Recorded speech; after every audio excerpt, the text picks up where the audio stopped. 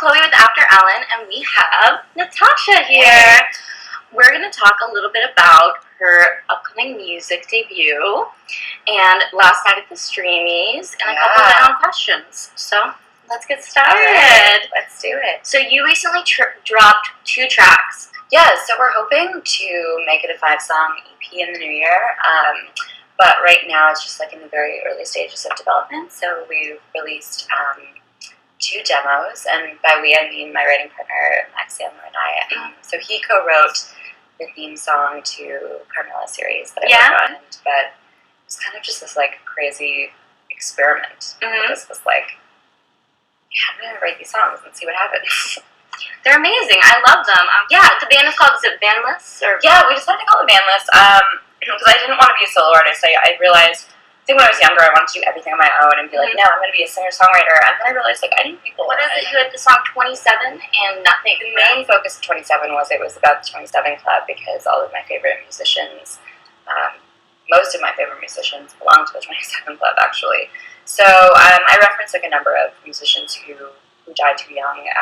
One of them actually isn't part of the 27 Club, Freddie Mercury, but there are a couple lyrics I think that people didn't actually pick up on. There's a reference to Janis Joplin in it. There's a reference to Amy Winehouse in it as well. Amy Winehouse. I like that. Sometimes I get on a binge where I watch Amy Winehouse YouTube videos and like cry. Both songs were inspired by different people in my life who've come and gone into my life. I mean, I was never really a super monogamous person, and so both songs were inspired by women and men that I had been with. So. Do you think any of the things you're going through right now, do you see them relating to your past? Or have they changed a lot? Yeah, I mean, they changed a little bit.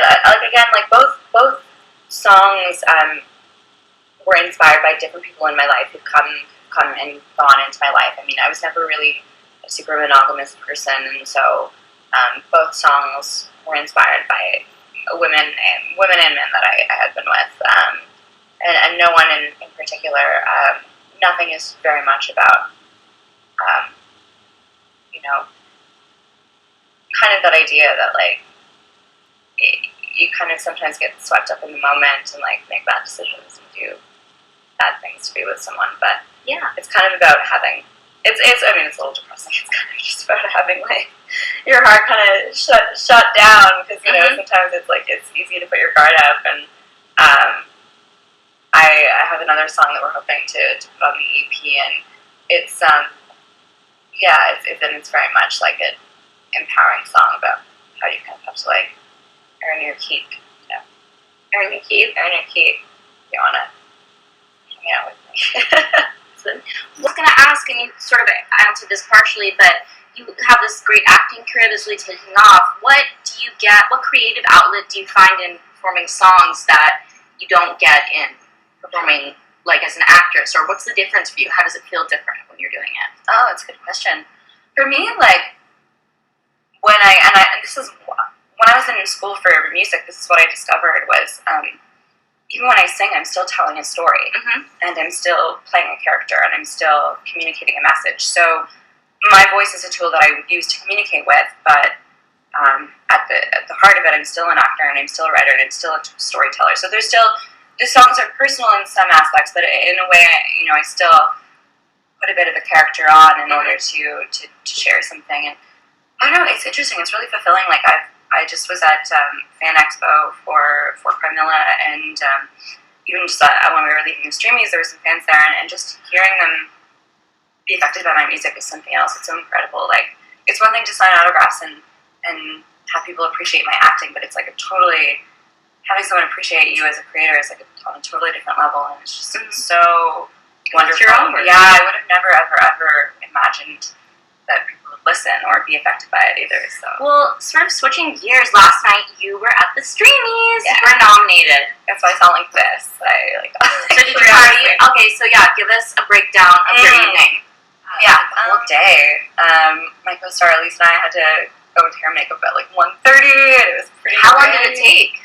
We just about an hour. Yeah, we went to the Streamys. It was wonderful. We hung out in the lounge and went to the after party. Although I immediately we had dinner, and then I immediately went and was like, get this freaking dress off of me, and immediately change back to my leather pants. And You make friends. You make enemies. That would be more interesting. or frenemies. Frenemies. So Hollywood. I'll be your friend.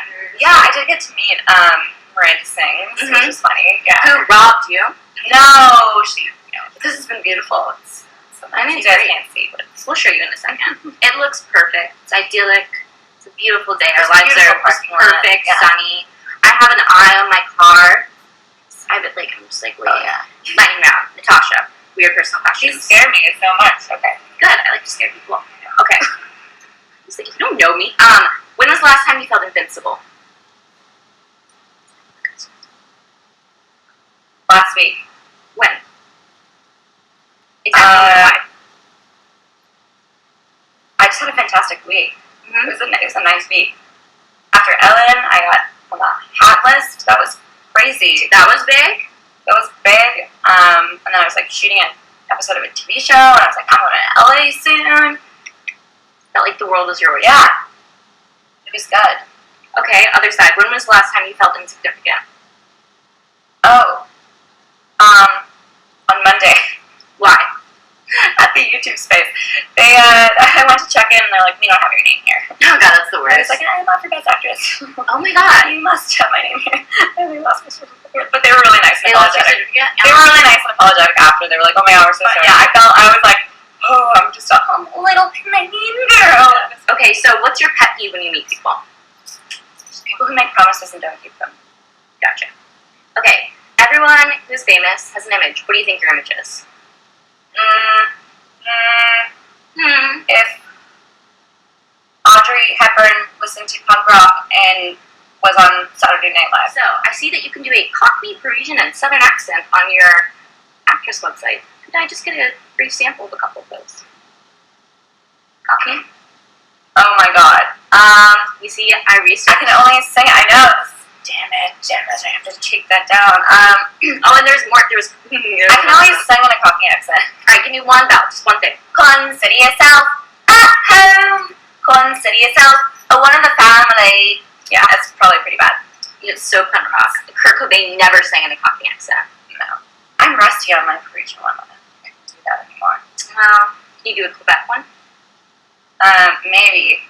Like, sometimes I just go straight through the traffic light. Alright, keep on, keep on. Thank you so much. Thank you. Thank you.